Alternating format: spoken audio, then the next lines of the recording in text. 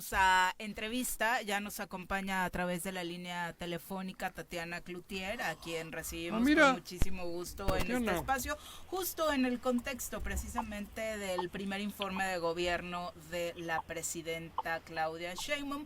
Como usted lo sabe, pues precisamente Tatiana Cloutier se está haciendo cargo del Instituto de Mexicanas y Mexicanos en el Exterior y te saludamos con muchísimo gusto, Tatiana, muy buenos días. Muy buenos días, ¿qué tal? Bien, el otro día nos vimos en el Teatro Teopanzolco. Oh, sí, en el informe de Megui, ¿no? Sí, exactamente. ¿Cómo has estado? Pues muy bien, muy contenta con este informe, me gustó muchísimo. Y creo que traemos números importantes que compartir. La presidenta empezó haciendo como un recuento y tomando el inicio del gobierno del presidente López Obrador y el primer año de ella, con esa gran disminución de 13 millones de personas que salen de la pobreza y siendo México el segundo país de América con menor desigualdad. ¿Crees que se ha dimensionado, Tatiana? Me gustaría hacer una parada aquí, esta disminución de la pobreza con lo que implica que esos 13.5 millones de personas hayan salido de ese rezago. Yo creo que hay un dolor, tristemente, por parte de la oposición en términos de minimizar estos números y quererlos atribuir a cosas que no son. Sin embargo, es una cuestión a destacar enormemente y sobre todo debería de ser algo que nos debería o nos da mucho gusto a la mayoría de los mexicanos, porque como humanidad, el solo hecho de pensar que de alguna manera más gente somos las que empujamos en lugar de las que jalamos, se vuelve algo que nos debería de dar alegría a todos y todas. Positivo para todos, sin duda, pero justo en la materia económica, después de lo que llamó la presidenta una hazaña histórica del gobierno del presidente López Obrador, enumeró números en la economía que de pronto pareciera que por el contexto que vivimos en la relación México y Estados Unidos no se iban a poder lograr. Así es, habla de que el crecimiento para el año será de 1.5, pudiéramos considerarlo muy bajo. Sin embargo, en el contexto mundial que se vive y con el vecino que tenemos, creo que es algo, como dicen, y contra toda predicción, histórico, una inflación en la cual reconoce y agradece de forma importante a empresariado mexicano por haber entrado en este paquete del PASIC para producto básico, de canasta básica, y también de los temas de las gasolinas, teniendo una inflación de 3.5, $1 por abajo de los 19 pesos, que también creemos que se vuelve importante, y un desempleo por abajo del 3%, que también es una tasa bajísima en términos de los retos que hemos enfrentado como nación. Entonces creo que los números que nos presenta también habla de la inversión extranjera directa en los 2 primeros trimestres, también histórica una vez más, y creo que esto nos empieza a hablar de la consolidación de una economía con un rostro humano, del humanismo mexicano del que habla la presidenta, con una política industrial dirigida y con un plan México que tiene ruta hasta el 2030. Vienes de trabajar en esa área y ahora con el contexto que tienes con la atención de mexicanas y mexicanos en el extranjero, hace un llamado la presidenta a tener empresarios más activos y visionarios. ¿Qué lectura le das a este llamado al sector empresarial? Pues yo lo veo en esta parte y creo que ella, siendo una científica, lo vería en este tema, ¿no?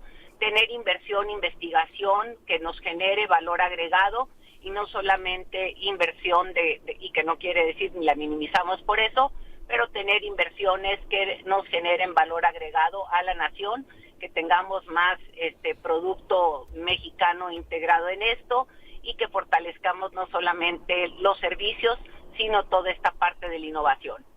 Oye, y definitivamente el rubro que más cuesta, no a la oposición, sino en general a muchos ciudadanos de a pie y ciudadanas de este país, es creer en esta cifra de la disminución de homicidios. Habla la presidenta en este primer informe de una disminución de el 25% entre octubre de 2024, en el que ella toma protesta, hasta julio de 2025, en la tasa de homicidios dolosos.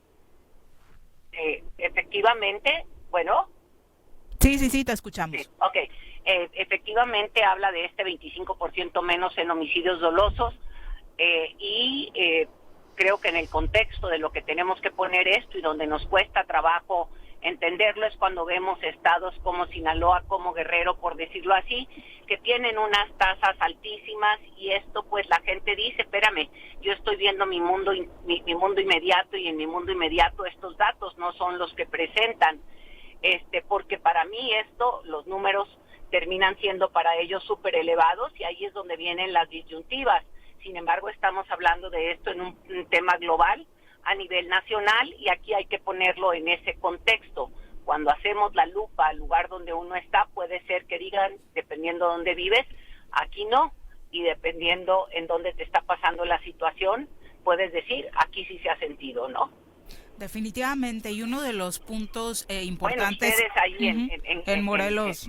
Así es, ya los andaba dejando fuera. Sí, por supuesto, y lo hemos en las cifras que presentaban ayer dentro del primer informe en el corte de este año, pues, por supuesto ayer lo hablábamos, de estar acostumbrados el sexenio pasado a rebasar cada mes los 100 homicidios dolosos. Es importante, aunque obviamente sigue siendo preocupante, pero hoy la tasa es de 80 homicidios mensuales, ¿no? Sí hay una reducción, pero obviamente a nadie le gusta vivir en un entorno así. Definitivamente no, y una cosa que aprendí hace muchos años y me pareció una lección tremenda, me tocó estar aquí en el municipio de San Pedro Garza García, había alguien haciendo una campaña y comentaba que el robo a casa habitación había bajado y que solamente había habido un robo en Semana Santa, y levanta la mano ahí una persona y dice, y fue en mi casa y para mí fue el 100. Entonces en esta situación nunca podemos dejar el 1, porque ese 1 es el 100 de alguien, llámese homicidio, llámese robo, llámese lo que sea, y siempre queremos que estos números no solamente disminuyan, sino que sean nulos, porque ese 1 es el 100% de una familia. Nuestro gran tema esta mañana ha sido, a propósito del regreso a clases y del informe, la calidad de la educación y el acceso a la educación pública, y es un rubro que también destacaba particularmente con la creación de las universidades Rosario Castellanos, la presidenta. Sí, y aquí ahorita que hablas del regreso a clases, estaba viendo ahorita la mañanera y me llamaba muchísimo la atención en esta parte el tema de salud, que creo que ahorita que los niños y las niñas están regresando a clase, vale la pena recordar el tema de vacunación por sarampión. El doctor Chertonovic daba información interesantísima con respecto a bebidas azucaradas, la importancia que tiene que los niños se muevan, y cuando digo se muevan, hagan ejercicio, ¿no? Voy a ponerlo aquí, que tengan una mejor alimentación, hablaba de datos de las muertes que tenemos por no vacunación o por obesidad. Entonces creo que ahorita que regresan los niños y las niñas a clase se vuelve importante. Y me regreso a la parte educativa, la presidenta también destacó, y creo que se vuelve fundamental, este giro que da la educación media superior, ¿no? Y la educación media superior ligada a la básica, que cuando hablamos de la básica estamos hablando a la secundaria, en donde ya tienen niñas y niños la beca Rita Cetina, y por otro lado ligada a la superior, que es donde habla espacios que se abrieron para que los jóvenes puedan acceder a la educación, y cómo irá creciendo para llegar a todos los estados de la República la Universidad Rosario Castellanos. Así es. Definitivamente, sí. No, quería comentarte que aquí está en el estudio el presidente del PRI de Morelos, y comentaba hace poquito que Claudia hizo una cifra diciendo que en el tema de medicinas que estábamos al 90%, y aquí empezó a hacer la de bronca. A ver, no sé en dónde dijo el 90%, pero con mucho gusto lo escuchamos si quiere compartir algo y vemos si tengo datos para responder. Si no, pues simplemente me iré a la investigación. Fue sobre el abasto, ¿no? El abasto sí, de medicina. Buenos días, ¿Tú dijiste? licenciada. Yo decía que en el que mintió, informe de ayer... Dijiste que mintió. En el informe de ayer... No, cizañoso no, la digo que mintió. La presidenta decía que estamos al 90% en abasto de medicinas.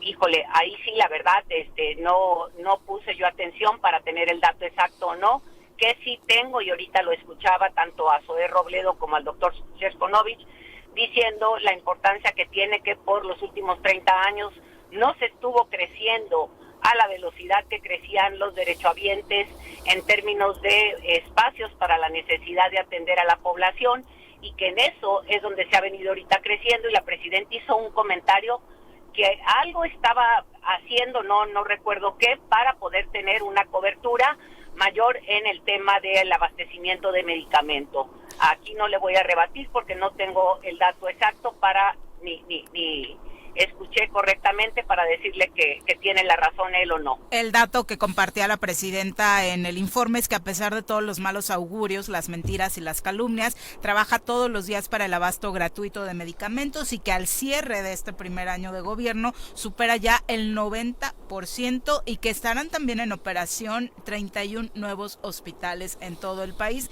Es el dato que compartió en esta materia para regularizar precisamente el abasto de medicamentos de primer nivel. De primer nivel. Así es, que son dos cosas, ¿no? Aquí ya tenemos que entender, una cosa es el de primer nivel. Exacto. Y otra cosa son medicamentos especializados. Exacto. Sin embargo, y aquí por darle la razón al compañero que se encuentra ahí, diríamos lo siguiente: cuando a una persona le falta el medicamento es su 100%, claro. Y eso siempre será muy triste y será muy doloroso, porque para esa persona le estás quitando la posibilidad de avanzar.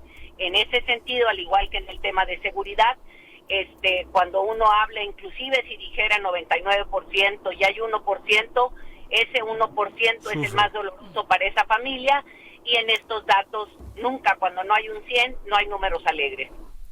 Definitivamente. Tatiana, ¿con qué sabor de boca te quedas después de los datos compartidos en este primer informe y de lo que se ha vivido en este primer año de gobierno de Claudia Sheinbaum?